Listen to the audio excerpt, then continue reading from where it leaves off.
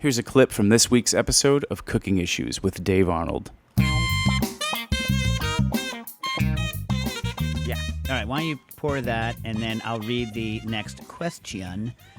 Josh S. writes in, the Natty wine, not named after your sister, Nastasia.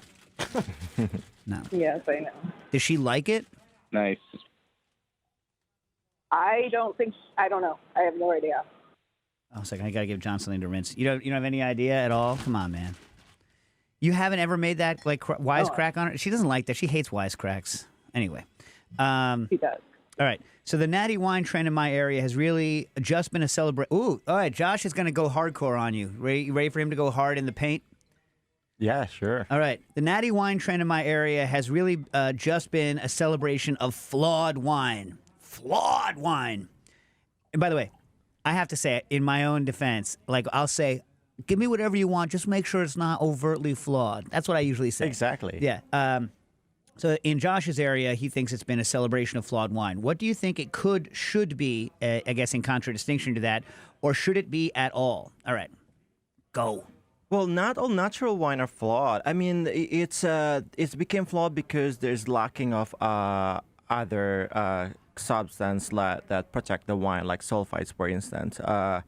Natural wine, basically nothing added, nothing removed. That's your hardcore natural wine.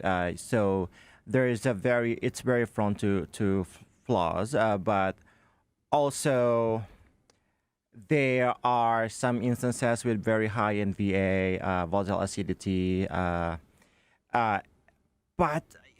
they're not all bad. We have natural wine in our store that it's really good and it's not flawed. You can't trace any defects on the wine at all, and also like flawed wine is.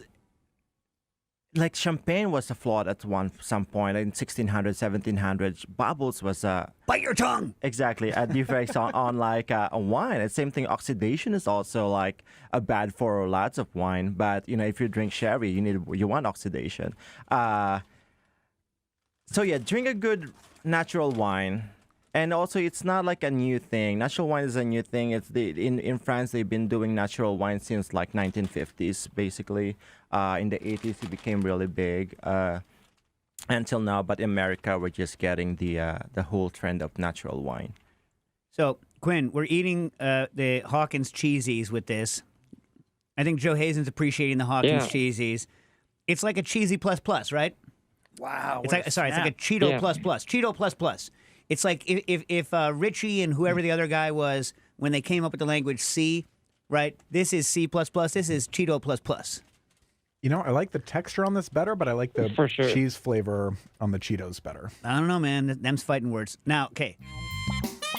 Subscribe to the Cooking Issues Patreon to listen live every week, get early access to the podcast, and for all access members, watch a live video stream from the studio. For more information, visit patreon.com/cookingissues.